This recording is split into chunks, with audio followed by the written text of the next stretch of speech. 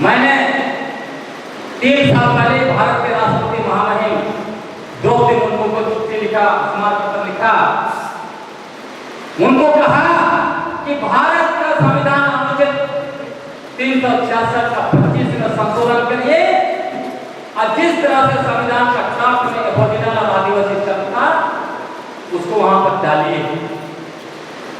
अब ये लोग कहता है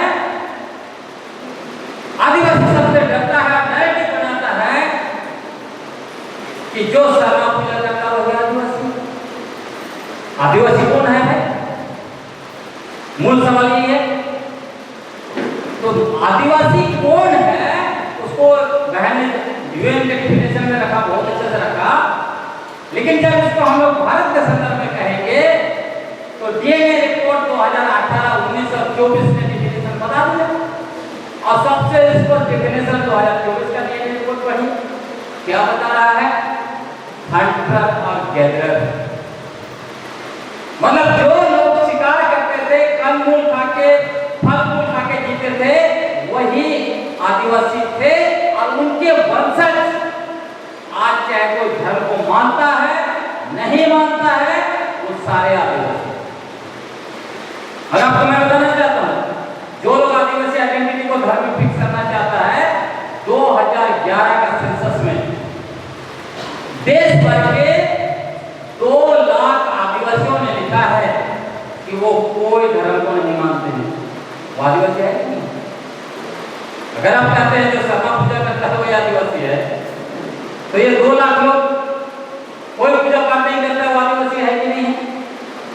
दूसरा, 2011 में जो जनगणना हुआ है, उस जनगणना में 7.2% ओबीसी जातियों ने लिखा कि वो शर्मा पूजा करते हैं।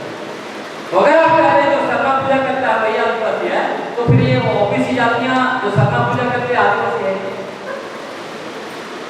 सबसे बड़ा चीज, धरती आबा भगवान बिरसा मुंडा, उन्होंने ईसाई धर्म को त्यागा, उन्होंने हिंदू धर्म को त्यागा, उन्होंने शर्मा पूजा को त्यागा, बोंगा प्रथा, बलि प्रथा की आलोचना की, अपने को भगवान घोषित किया, आदिवासी देखिए। ये सब चीजें आपको सोचने के लिए मैं डाल रहा हूँ, क्योंकि आदिवासी आइडेंटिटी को लेके बहुत ज्यादा फर्जी नैरेटिव बनाया जा रहा है। कहा जाते हैं आजकल लोग, ये भी नैरेटिव है कि जन्म से आदिवासी नहीं होता, जो आदिवासी परंपरा को मानता है आदिवासी होता। फिर तो ये जो ओबीसी जातियां 7.2% ये लोग शर्मा पूजा कर रहे हैं, वो फिर आदिवासी बना दीजिए उनको।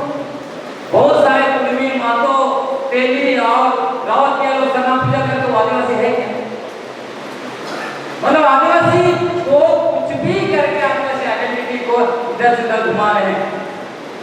सच्चाई यह है कि आदिवासी होमो सेपियन के वंशज है। 70,000 साल पहले अफ्रीका से चलकर दुनिया के अलग अलग देशों में गए। भारत में 65,000 साल पहले वो होंगे लोग हैं। खड़िया, मुंडा, ऑस्ट्रो-एशियाटिक भाषा समूह के लोग उसके बाद आए। उसके बाद जो है कि द्रविड़ भाषा समूह के उद्गम और पहाड़िया सुत्री समुदाय आए। तो ये सारे लोग अफ्रीका से निकलने के बाद में आप देखिएगा तो लगभग 65,000 साल का कोई पूजा पाठ कुछ नहीं करता। वो सिर्फ और सिर्फ जिंदा रहने के लिए यहाँ से वहां भटकते रहे। कितने जानवरों को मार के खाया, कान, मूल, फल फूल जो मिला उसको खाया। तो आदिवासी आइडेंटिटी को अगर आप धर्म में फिक्स करना चाहते हैं, धर्म में फिक्स करते हैं, तो ये 65,000 साल तक कोई भगवान को नहीं जानते थे, वो लोग कौन थे? सवाल उठता है ना। शर्मा पूजा मुश्किल से 3,000 साल पहले शुरू हुई। इसलिए आप बिल्कुल नहीं कह सकते हैं कि जो शर्मा पूजा करता है वो आदिवासी। ये नैरेटिव अपने आप में अधूरा है, अपने आप में गड़बड़ है। इसलिए पूरी दुनिया में आदिवासी आइडेंटिटी किस तरह का है? पूरी दुनिया में आदिवासी को एथनिक आइडेंटिटी के रूप में जाना जाता है। हम लोग एक अलग नस्लीय समूह हैं। और जो कहता है जो लोग अपना धर्म बदल लिया, उसे बन गया, वो आदिवासी नहीं है। सवाल पूछता हूँ, अगर धर्म बदलने से आदिवासी चला जाता है तो मेरा पुरखा लगभग 4 पीढ़ी पहले धर्म बदला तो मेरा नाक नक्शा भी एकदम गोल मटोल अच्छा हो जाना चाहिए था, जैसे केरल के क्रिश्चियन लोग हैं, हो जाना चाहिए था कि नहीं होना चाहिए? क्यों नहीं बदला मेरा नाक नक्शा? अगर धर्म बदलने से सब कुछ बदल जाता है, नस्लें बदल जाती है, भाषा संस्कृति सब बदल जाता है, तो मेरा नाक नक्शा क्यों नहीं बदल रहा है? मुझे तो पूरी दुनिया में आदिवासी होने की वजह से लोग भेदभाव भी करता है। मैं लंदन में भारत के प्रोफेसर थी अपर कास्ट की, उसने सारे लोगों को गला लगाया, मेरे से हाथ तक नहीं मिलाया। पटना में मुझे तो कहा गया कि आप आदिवासी हो किस पद में कैसे, रांची में मुझे कहा गया ये शैतान है इसलिए अंदर आने मत दो, ये तो नया शादी वर वधू का भविष्य खराब हो जाएगा। ये तो मुझे बुरा गया।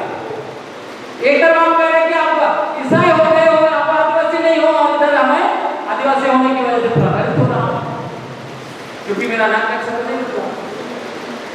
तो ये जो कहते हैं कि धर्म बदलने से सब कुछ बदल जाता है, ये बकवास है, कुछ नहीं। ये समाज शास्त्र को नकारते हैं, या एंथ्रोपोलॉजी को, मानव शास्त्र को नकारने का काम करते हैं, ये इतिहास को नकारते हैं, ये आनुवांशिक विज्ञान को, ये भाषाई विज्ञान को नकारने की कोशिश करते हैं। सिंपल सवाल है, वरना धर्म बदलने से सब कुछ बदल जाता तो आप सभी लोगों का चेहरा सब कुछ बदल जाता है ना? तो साथियों इसलिए मैं कह रहा हूं कि आदिवासी जो है वो अलग एथनिक ग्रुप है, एथनिसिटी है, सांस्कृतिक समूह है, कल्चरल आइडेंटिटी पूरी दुनिया में। यूएन ने यही कहा,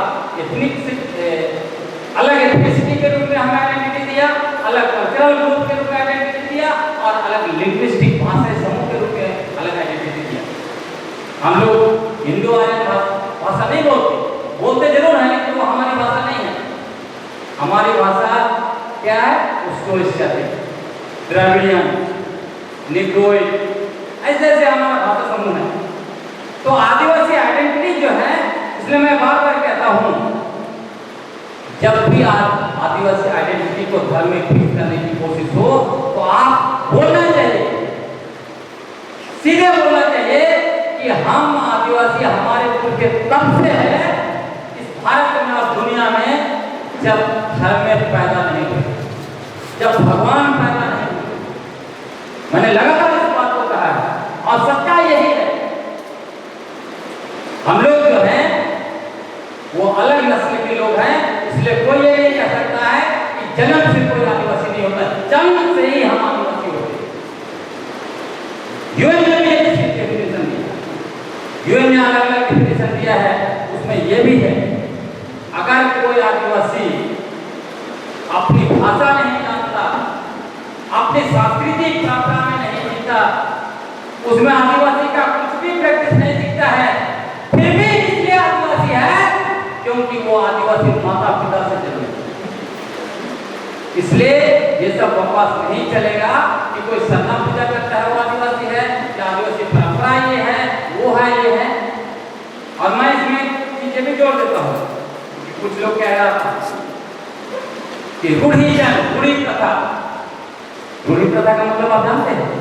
आजकल वो भी नया चल रहा है कि जो रूढ़ी प्रथा मानता है वही असली आदिवासी। रूढ़ी प्रथा का मतलब है कभी ना बदलने वाला पुरखा लोगों का बनाया गया नियम दस्तूर, कभी नहीं बदले। मैं कहता हूं अंडमान निकोबार को छोड़कर भारत देश का कोई भी आदिवासी दावा नहीं कर सकता है कि वो रूढ़ी प्रथा में जीता है। इवन कि सरना पूजा करने वाला दावा नहीं कर सकता है कि वो रूढ़ी प्रथा में जीता। रूढ़ी प्रथा में जीने का मतलब आपको स्कूल कॉलेज में नहीं पढ़ना है। हमारे उनके कैसे सिखाते थे हमें जीने का तरीका, अखड़ा में सिखाते। रूढ़ी प्रथा का मतलब आप बुखार हुआ और जो है कि पैरासिटामोल खा लिए, ये रूढ़ी प्रथा नहीं है। रूढ़ी प्रथा का मतलब बुखार हुआ और आप जंगल में जड़ी बूटी खाइए। रूढ़ी प्रथा आप सिर से पैर तक आप ब्रांडेड कपड़ा, जूता और चप्पल और सैंडल पहनिएगा और बोलेगा हम रूढ़ी प्रथा हैं। जो लोग राज्य में बैठ के ये नैरेटिव देते हैं कि हम ही असली जो आदिवासी हैं, ये सैंपल के लोग नकली है, उनको देखिए ना, ब्रांडेड चश्मा, ब्रांडेड कपड़ा, ब्रांडेड जूता, ब्रांडेड सैंडल और ब्रांडेड मोबाइल हमारे पूर्व के संदेश कैसे भेजते, सबको अपना घुमाते थे। आप मोबाइल पकड़िएगा, आईफोन और कहेगा हम पूरी प्रथा में हैं, तुम ईसाई बन गए इसलिए तुम जो है कि आदिवासी नहीं करा। तो ये धोखाबाजी चलने देंगे हम लोग? नहीं चलेंगे ना। बड़ी बड़ी गाड़ियों में आप घूमिएगा, आप खरको पहनिए और पैदल चलिए, है ना? क्या बोलते हैं? जंगल में रहिए, फल फूल कंद मूल खाइए, चलिए 2 महीना जी के देखिए रूढ़ी प्रथा में। मैंने बहुत लोगों को चुनौती दिया जो रूढ़ी प्रथा बोलता आई, हमारा सिमडेगा जंगल में 2 महीना जीते हैं, बिना मोबाइल, बिना इसका खरकों में घूमते हैं, देखते हैं कौन जीता है, कौन असली रूढ़ी प्रथा वाला है। तो सच्चाई यह है लोग कि आप कोई भी धर्म को मानते हैं, आप जंगल चले जाइए, कुकड़ी कुटू करी कौन चुन रहा है, शिकार करने कौन जा रहा है, आप क्यों जाते हैं? इसीलिए जाते हैं कि हमारे पूर्व के शिकार करते थे, हंटिंग और गैदरिंग करते थे, ये हमारा पूरा ब्लड में वो है ना। तो आदिवासी वही है एक लाइन में जिनके पूर्व के शिकार करते थे, फल फूल खा के जीते थे। आज चाहे तो कोई धर्म को मानते हो नहीं मानते हो, मतलब नहीं, वो आदिवासी। तो आदिवासी आइडेंटिटी आपको समझ में आया? तो हम सारे आदिवासी हैं, हमें गर्व से कहना चाहिए हम आदिवासी हैं। कोई ये नहीं तय कर सकता कि फलाना आदिवासी है, फलाना ये नहीं है। ये आर्यों के वंशज स्वर्ण लोग, आरएसएस उन्हीं का संगठन है, ये लोग तय नहीं कर सकता है कि कौन आदिवासी है कौन नहीं है। ये लोग खुद 3500 वर्ष पहले भारत में युद्ध किया है। दूसरी बात जो आपको समझना है वो ये है कि भारत में हमारे लिए संविधान में एक से एक प्रावधान किया है। 5वीं अनुसूची हमारा मिनी कॉन्स्टिट्यूशन है, लघु संविधान है। आप में से कितने लोगों ने 5वां अनुसूची पढ़ा है? आप रहे जरा, मैं देखता हूँ, कोई भी नहीं पढ़ा। अगर आप अपना ही संविधान नहीं पढ़ेंगे, आप अपने अधिकारों को हासिल कैसे करेंगे? यही समस्या है कि हम ना कोई कानून पढ़ते हैं, ना जो है कि संविधान में हमारे जो प्रावधान किया गया है उसको पढ़ते हैं। उससे क्या होता है, हमारा दुश्मन हमारा सारा संवैधानिक प्रावधान पढ़ा हुआ है, वो हमारा सारा कानून पढ़ के रखा हुआ है, इसीलिए हमारे सारे अधिकारों को जो है वो छीन रहे हैं। आप इमेजिन कीजिए, कल विश्व आदिवासी दिवस है, हम लोग गर्व करते हैं कि आज मौजूदा वक्त में भारत का राष्ट्रपति आदिवासी है। लेकिन क्या आपने गौर किया है, जब से वो राष्ट्रपति बनी है, विश्व आदिवासी दिवस में देश के 12 करोड़ आदिवासियों को उन्होंने एक बार भी बधाई नहीं दिया, जबकि उनको देश के अनेक अलग अलग धर्मों के छोटे छोटे पर्व त्योहार में उनको बधाई देने का मौका मिला। कई ऐसे राज्य हैं वहां के मुख्यमंत्री आदिवासी जो खासकर आरएसएस से सरोकार रखते हैं, वो हमें बधाई नहीं देते हैं, वो विश्व आदिवासी दिवस नहीं मनाते हैं, उनको आदिवासी होना गर्व नहीं है। क्यों? यही सबसे बड़ा सवाल है हमारा कि हम किसके मानसिक गुलाम के शिकार हो गए। जानते हैं आपके माता पिता को कुछ सिखाते, आप में से कितने लोग हैं आपकी भाषा जानते हैं? आप नहीं, देखिए बहुत लोग अपनी भाषा नहीं जानते। क्यों नहीं? क्यों अपनी भाषा नहीं जानते हैं? ये सवाल है ना। अगर आप आदिवासी हैं, आदिवासियत को अगर आप कर सकते हैं, तो आपको अपनी भाषा जाननी चाहिए, आपको अपनी पहचान के बारे में जानना चाहिए, आपको अपनी संस्कृति के बारे में जानना चाहिए। अगर आप अपनी भाषा नहीं जानते तो ये बहुत चुनौतीपूर्ण विषय है। ये मानसिक गुलामी है, इसमें आपकी गलती नहीं।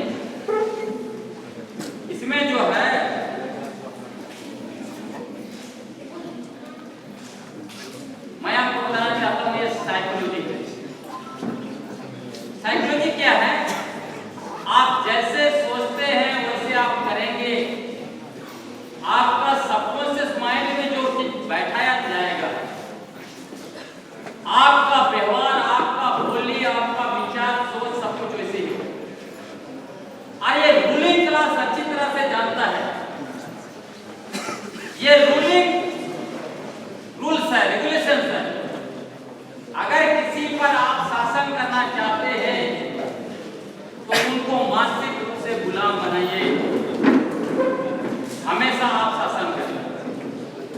इसका दो उदाहरण मैं देता हूं।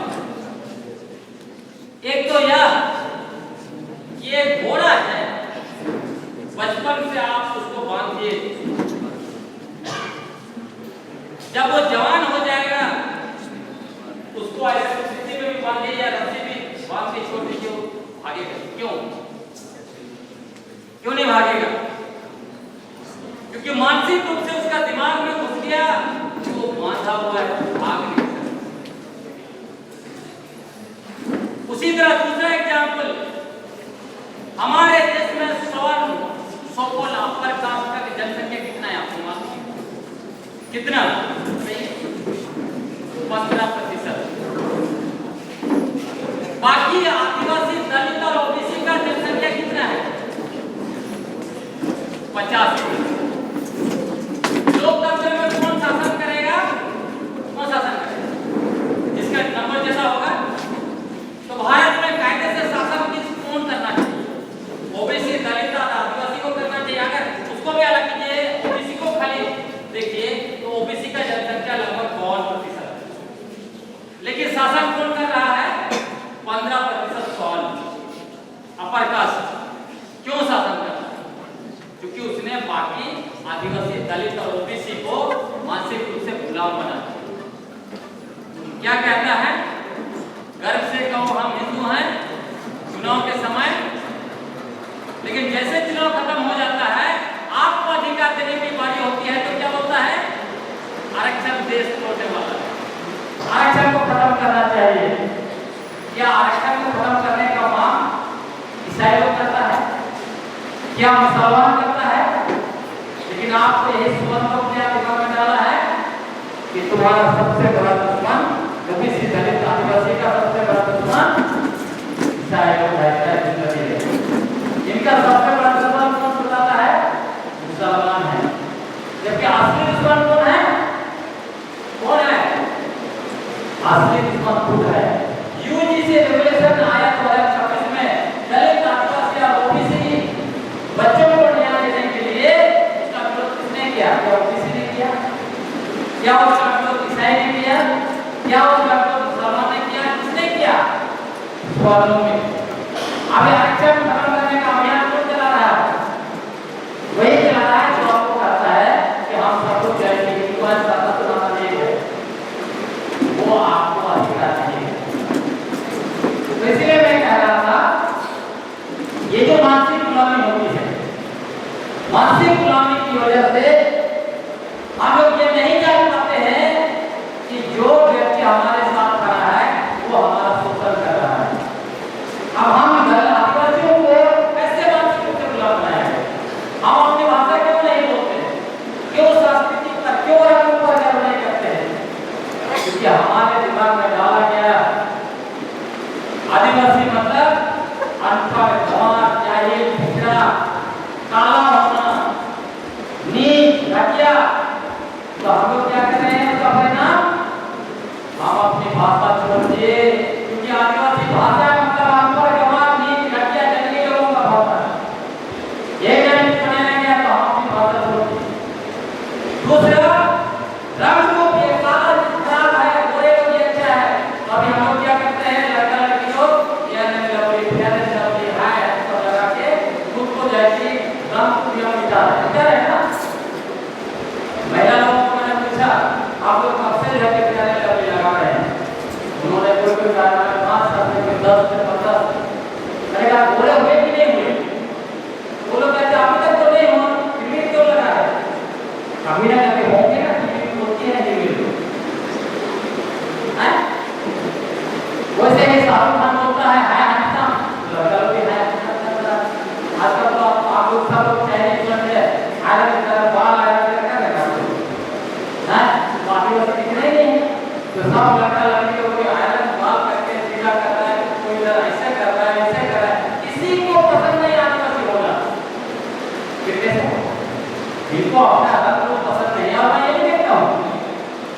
मैंने विज्ञापन देखा क्या आता है आदिवासी लड़का लड़की का शादी का विज्ञापन, जो अपना नहीं खोज पाए उन लोगों के, हैं? क्या आता है विज्ञापन?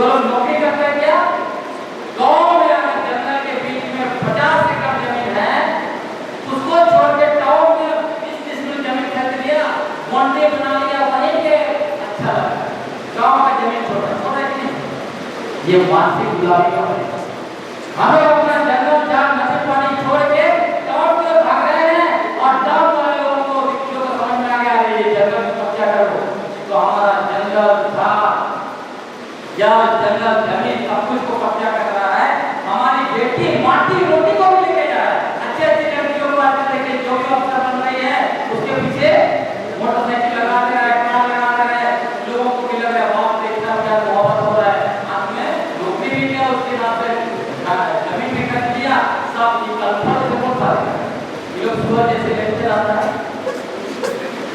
सच में यहाँ लड़कियों को लेना है Tata institute of social science Mumbai में जब गया था इसका निर्माण जाता था जेएनयू में भी मैं स्टूडेंट के साथ बात किया वहाँ जितने भी लड़कियां हैं सब आदिवासी को गर्लफ्रेंड बनाई हुई तो मैंने उन लोगों से बात किया कि आखिर आदिवासी को भी कौन है लोगों को गर्लफ्रेंड क्यों बनाए गायब आदिवासी लोगों को क्यों तो बोलता है कि वो गर्लफ्रेंड को कौन गर्लफ्रेंड है हम लोगों को गोरा चाहिए ना जो है हम साथ में घुमाएगा नहीं लोग सुबह जैसे लेकर आता है और उसके लोग से सोच रहा है क्या आप लोग कैसे क्या हो रहा है तो ये मैं मजाक करके से बोल रहा हूँ लेकिन ये छोटा मोटा चीज नहीं है हमारे दिमाग में कैसे डाला गया तो सोचिए कैसे हम लोगों को उन लोगों ने नैरेटिव बना के आदिवासी का ऐसे नैरेटिव बनाया आदिवासी मतलब ऐसे पोर्ट्रे किया कि आदिवासी मतलब जंगली आत्मा गवार नीच जाई सामी नशेड़ी सारा नेगेटिव चीज अरे हमारे यहाँ जो अच्छा चीज है उसको कुछ नहीं बताया इसलिए मैंने बहुत सारी किताबें लिखा है आपको पढ़िएगा कि कैसे अद्भुत जीवन दर्शन है हमारे यहाँ कहीं कोई भेदभाव नहीं गाँव में गरीब अमीर के बीच कोई भेदभाव नहीं लड़का लड़की के बीच कोई भेदभाव नहीं सभी लोगों को पढ़ाया मैंने अपने जीवन में देखा है एक ही माता पिता लड़का लड़की पैदा किया लड़की को दूध नहीं देता है जो कहते हैं लड़के के लिए दूध मंगा रहा है लड़का को इंग्लिश मीडियम भेज रहा है लड़की को हिंदी मीडियम में पढ़ा रहा है क्या ऐसा भेदभाव आदिवासी समाज में है उसके बावजूद हम लोग अपना समुदाय छोड़ के दूसरे यहाँ जाते हैं मैं सोचता हूँ पूरी दुनिया में लोग आजादी की लड़ाई लड़ रहे हैं और हमारी बेटियां गुलामी को पसंद है कहीं बुर्का पहनने चली जा रही है कहीं घूंघट पहनने चली जा रही जहाँ पर लंबा सिंदूर लगाए बोले जाए मेरा पति जितना लंबा लगे उतना लंबा दिएगा पति सोच रहा है इतना जमीन टपकेगी तो दूसरा का सुनेगा मतलब हम लोग कहाँ से क्या सोच के आते हैं समझ में नहीं आता कि इतना आजाद भारत समाज आपको मिला आजाद भारत समुदाय मिला उसको छोड़ के आप गुलामी की ओर बढ़ते जाते विकट बढ़ने जा रहे हैं क्यों भाई मानसिक गुलामी से बाहर निकालिए ये पढ़ने लिखने अच्छा पढ़ने से नहीं होता है अगर आपका दिमाग आपका मन अगर गुलाम है किसी का आप समझ लीजिए उस तरह की आज जो लग रहा है आप काबिल नहीं है वही बाहर में गया तुरंत दूसरा आपको काबिल है ये आपके मन में आया समझ लीजिए आप गलत आप फिर से सोचिए कि आपके मन में ऐसा सोच क्यों आया तो मैं इसीलिए कह रहा हूँ कि हम आदिवासियों को मानसिक गुलामी से मुक्ति चाहिए और तीसरे बात को मात्र मैं खत्म करूंगा ताकि आप लोगों को समय मेरे दोस्त लगे एक बहुत बड़ी चीज हो रही है पांचवा अनुसूची का मैंने आपसे बात किया क्या कहता है पांचवा अनुसूची का मतलब क्या ये हमारा इलाका हमारे पूर्वों का इलाका संविधान में पांचवा अनुसूची क्यों आया ये इसलिए आया हमारे पुरखे ब्रिटिश हुकूमत के खिलाफ 180 साल तक संघर्ष किया और बलिदान दिया हमारे पूर्वों का अपना स्वास्थ्य समझता था हमारे पूर्वों ने ब्रिटिश हुकूमत को स्वीकार नहीं किया याद रखिएगा जब ब्रिटिश हुकूमत 1765 में यहाँ पर बैठती है सारे गैर आदिवासी जो अपने आप को सबसे बड़ा देशभक्त मानते हैं इन लोगों ने ब्रिटिश हुकूमत का गुलामी स्वीकार कर लिया 1857 को लोग कहता है कि भारत आजाद भारत का पहला स्वतंत्रता संग्राम ये झूठ है सत्य नहीं है ये लोग स्वतंत्रता संग्राम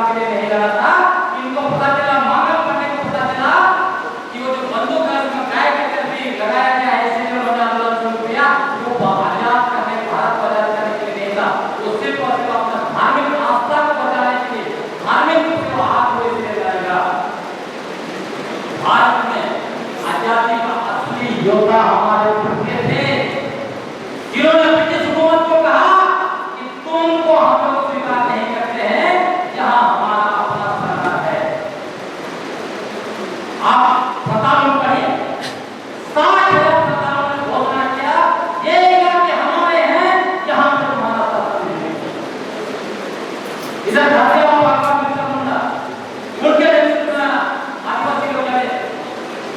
बाबा बिरसा मुंडा जी उधर जो है कि भूमि लोग लड़ते कैसे लड़े, रघुनाथ की भूमि। तो हमारे लोग ब्रिटिश हुकूमत को स्वीकार नहीं किया, हम लोग कभी गुलाम नहीं रहे।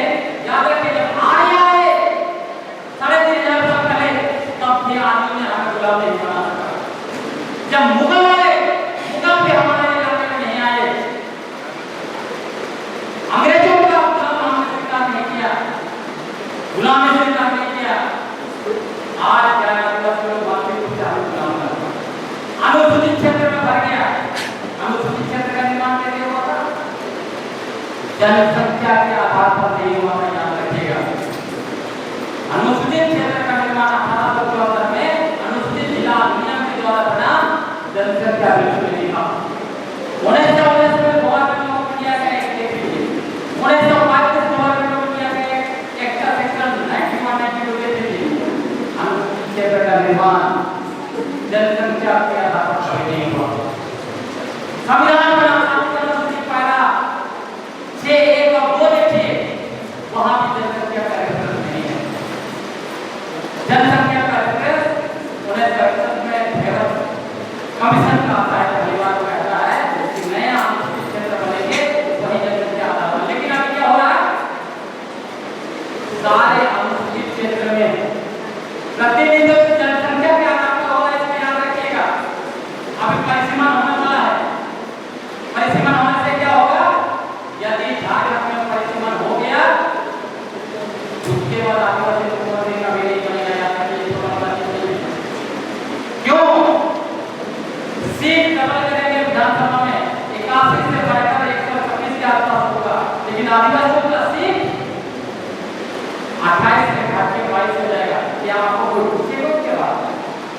गैर आदिवासी पूछे सरकार बना लेंगे, उसके बाद ना आदिवासी मुख्यमंत्री ना होंगे, कोई आपको पूछने वाला नहीं है। इसलिए मैं इसको कह रहा हूँ आपको, हम 30 अगस्त को राज्य में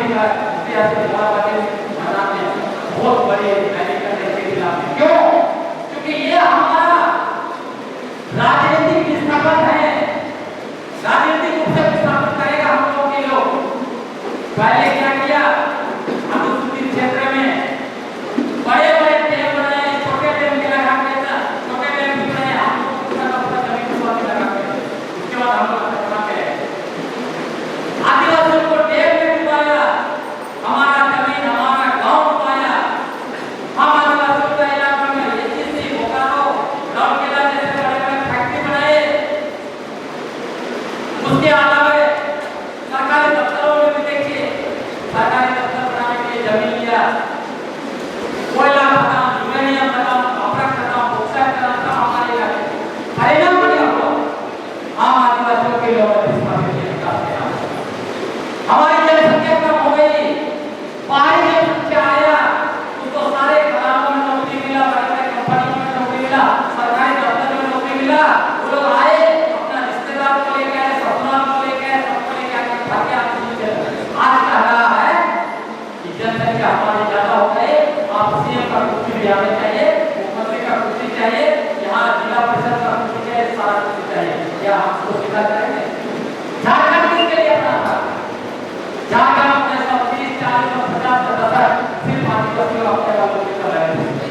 आदिवासियों का कर रहा था। तो आज क्यों ये हो रहा है कि आदिवासियों का कुर्सी छीन के हम लोगों को विस्थापित किया, जमीन से, खरीद संपदा से, नदी झरना पानी के बहाव से, उसी तरह आज हम कुर्सी से विस्थापित कर रहे हैं। तो साथियों, ये परिसीमन हमारा राजनीतिक रूप से विस्थापित करेगा। हम कम हो जाए, अनुसूचित क्षेत्र में आते हैं 43 सीट है। यदि यहाँ हमारे से को देखा नहीं किया जाता, तो अभी हमारा बहुत सरकार हो 43 सीट। क्या किए लोगों ने? 43 में से 15 सीट को निकाल दिया, 3 को जनरल कर दिया, 12 को जनरल कर दिया, 3 को एससी कर दिया। आप कल्पना कीजिए, रांची एचसी बना, बिहार के लोग आके खा गए।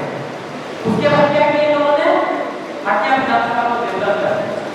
रांची को जनरल करते हैं, कांके को एससी को देते हैं, क्या हमारा बनाया है?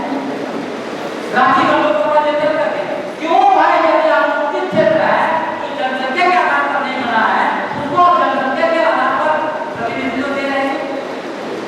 जमशेदपुर देखिए, 24 आदिवासी गांव को कब्जा किया, काका को बैठाया, उड़ीसा, बिहार, यूपी का कब्जा किया गया।